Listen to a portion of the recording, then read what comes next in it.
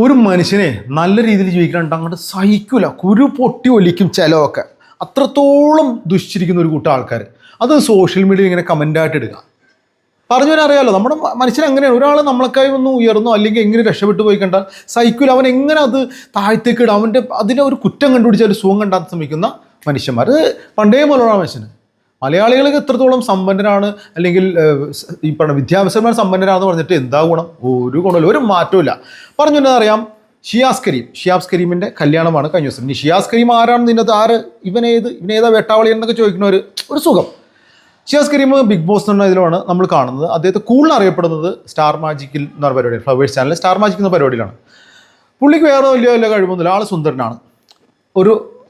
അദ്ദേഹത്തിൻ്റെ മാതാവ് വളരെ സ്ട്രഗിൾ ചെയ്താണ് അദ്ദേഹത്തിൻ്റെ ചെറുപ്പകാലമൊക്കെ പുള്ളി അദ്ദേഹം പറഞ്ഞിട്ടുണ്ട്. കഷ്ടപ്പെട്ട് വന്ന ആൾക്കാരാണ്, പുച്ഛത്തിൻ്റെ മുമ്പിൽ തന്നെയാണ് ഇപ്പോഴും അങ്ങനെ തന്നെ ആൾക്കാർ അതാണ് പുച്ഛം.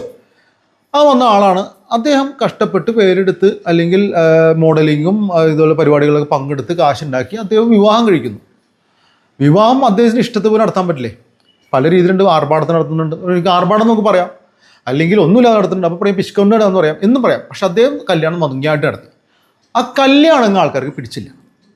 കല്യാണം അത് ഓരോരുത്തർ ഇഷ്ടമല്ലേ. അപ്പോൾ അതിൻ്റെ ഇടയിൽ കമൻറ്റുകളികളാണ്. ഒരാൾ അവരുടെ സ്വന്തം കാശ് ഒരാൾ കൈ നീട്ടിയോ മറ്റുള്ളൊന്നും വാങ്ങിക്കാത്ത കാശ് അയാളുടെ വിവാഹം കഴിക്കുന്നു. അപ്പോഴാണ് പഴയ കഥകൾ കിട്ടുക. കണ്ട് ആൾക്കാർക്കത് സഹിക്കല്ല.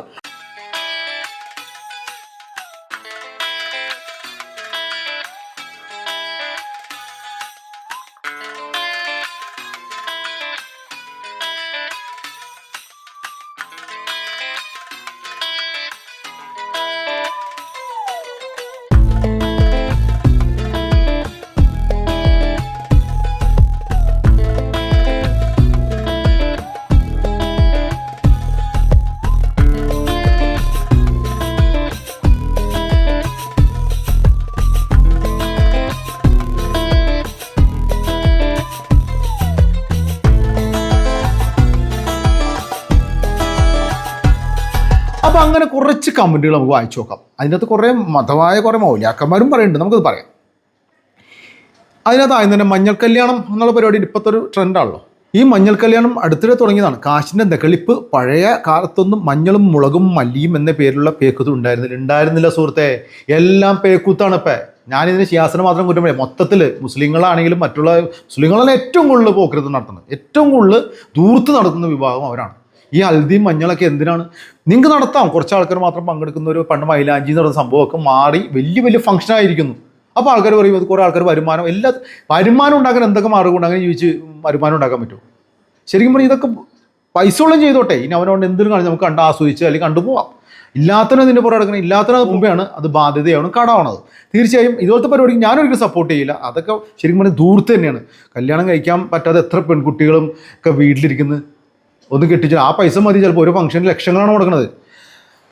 അങ്ങനെ അതിൻ്റെ ഇടയിൽ ഇങ്ങനെ ഒരു മഞ്ഞൾ കല്യാണം ഇസ്ലാമിലില്ല, ഒരു മതത്തിലും ഇല്ല ഈ ആർഭാടങ്ങളൊന്നും.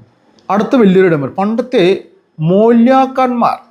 മൂല്യാന്മാരെന്ന് എഴുതിയാണ് നടന്മാരുടെ ഒരു പരിപാടിയിലും പങ്കെടുക്കില്ലായിരുന്നു. ഇന്ന് കീശയുടെ കനം നോക്കി പറയും യൂട്യൂബ് ഹാജിമാരുടെ കാലമല്ലേ, കിയാമത്തിൻ്റെ അലാമത്ത് അല്ലാതെ എന്ത്.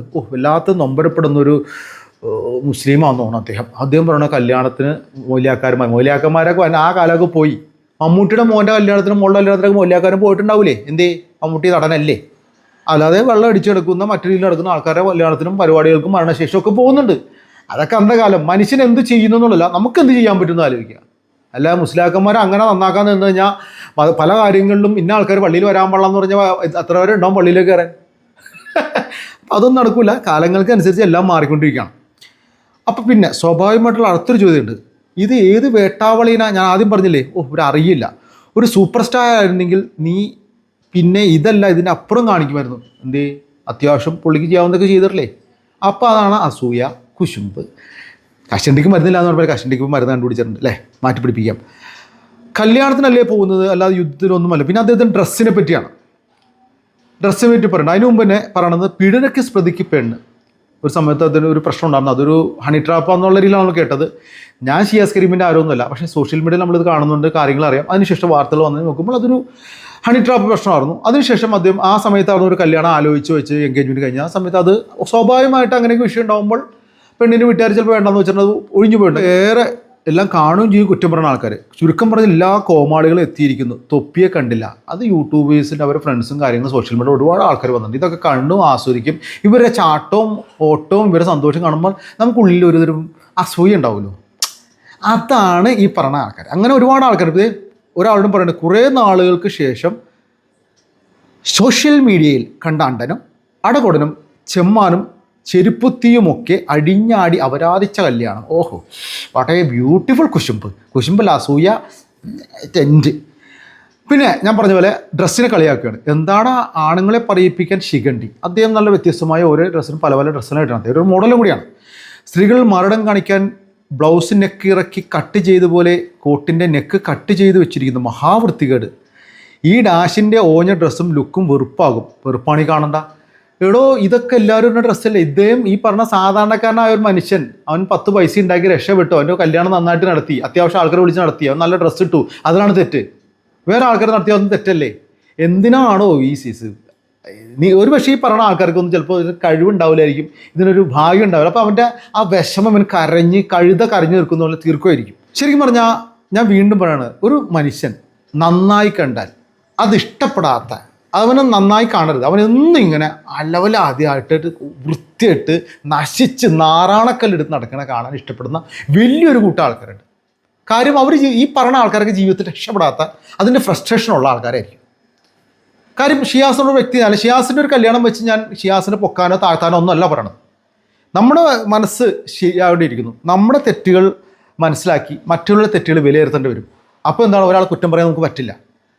നമ്മളൊക്കെ അങ്ങനെ ഒരു ഉണ്ട്. നമ്മൾ ചെയ്യുന്ന പരിപാടി രക്ഷപ്പെടുന്നില്ല, അല്ലെങ്കിൽ പല കാര്യങ്ങളും രക്ഷപ്പെടാൻ സമയത്ത് നമ്മുടെ കൂടെ നിന്ന് ഒരാൾ രക്ഷപ്പെടുക കാണുമ്പോൾ, അവരങ്ങനെയാണ്, അവരിങ്ങനെ ചെയ്തിട്ടാണ്, അങ്ങനെ പറ്റിച്ചിട്ടാണ്, ഇവരെ തട്ടിച്ചിട്ടാണ്, ഇങ്ങനെ പറഞ്ഞ് സുഖം കണ്ടെത്തുന്ന മാനസിക രോഗികളാണ് നമ്മളിൽ പലരും.